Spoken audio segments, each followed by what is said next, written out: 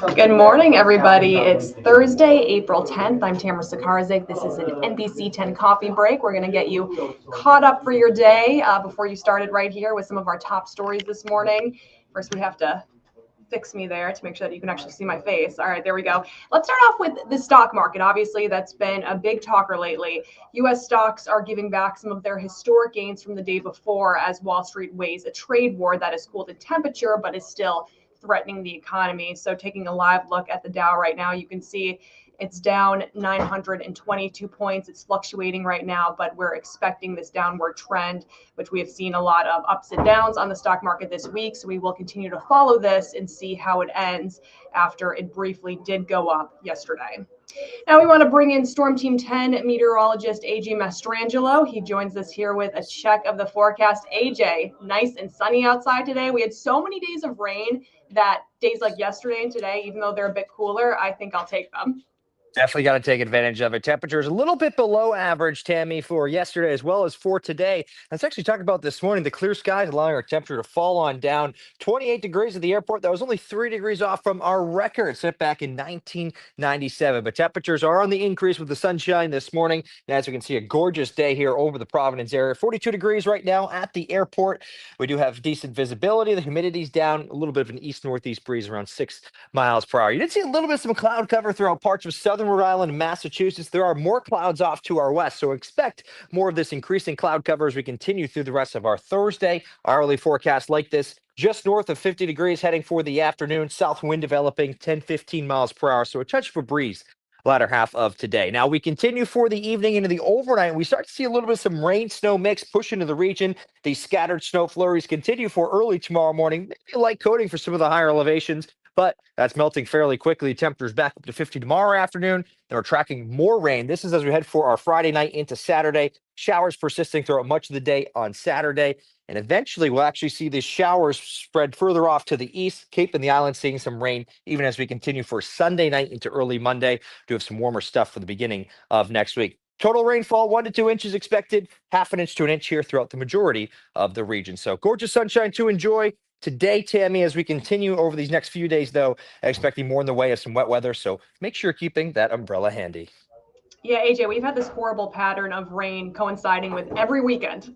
I know it's a tough luck. I think by next weekend, though, we'll start to see this pattern change a little bit. Hopefully some sunshine by the time we head for next Saturday. All right, I'm going to hold you to that one. We do have a few more stories that we're following here this morning. A groundbreaking for a new high school at McCoy Stadium and a plan for the city to take control of the schools in Providence. Education reporter Abby Butticavoli joins me now. So Abby, two big education stories to talk about. Hello, I can see you're in an edit bay, probably busy working on both of these stories. So let's start with the new high school, the groundbreaking there. Did that already happen this morning?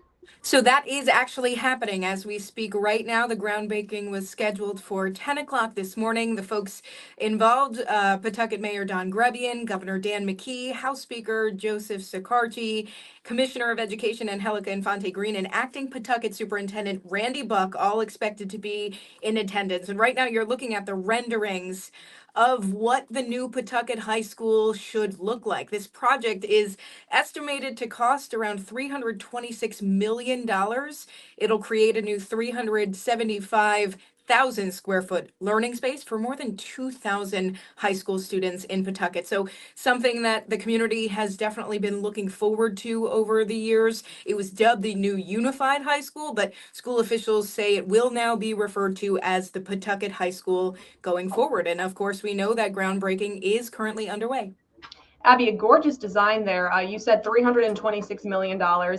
Do you know how that compares to, other similar construction in the state, or not so much yet? That is pretty expensive when we're talking high school build projects, but it is because it's combining multiple schools into one. $326 million is quite a lot. But if you look at these renderings, they have multiple things planned, science labs and a very big eating space. And the high school is large. Again, it is 375,000 square feet. That is a pretty massive space, but hopefully a really good space for the community of Pawtucket. Yeah, I mean, they always talk about the need for new schools and how it improves learning when you have an updated school. Let's talk about Providence now. So obviously the school district has been under state control for quite some time. This has become more of a controversy the longer that we go with this, because the city believes that they're ready to take the school back. The state has kind of said, not so fast. We want to see a few things first. So what's going on with all this? So, happening today, we know now that the Providence mayor, Brett Smiley, is planning to release a report of why he says the city is ready to assume control of the school district. And as of right now, the school has been under state control since 2019. That was supposed to end in 2024. And then the education department did extend the state takeover by about 3 years to last until 2027. Mayor Brett Smiley says he wants to assume control. However, by this summer, July of 2025 is the projected date that he had given us back in the winter time. And as of right now, it looks like he is still on that trajectory. We should see that report sometime late this afternoon, or sorry, late this morning. And I'm going to go ask the mayor what this plan means, what parents and families can expect, and if he thinks this is something the state will jump on with him. All right, I'm sure he can expect a fight from the Department of Education, so we'll definitely have to see how that goes, and we'll catch up with you in your report later today, Abby. Thank you. Thank you.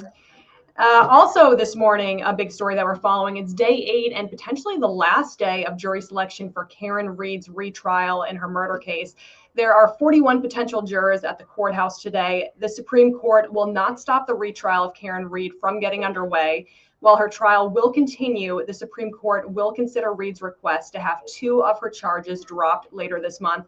Now, keep in mind, this was supposed to be really tricky to be able to sit a juror, just because this case has been so popular, not just in New England and southern New England, but across the country. You've seen documentaries, I'm sure, on many streaming services. So because of that, they were kind of concerned that they would be able to sit an impartial jury. But so far, they're doing good. They've almost reached the number that they need for the jury, but they also need some alternates. So we'll see if that happens today.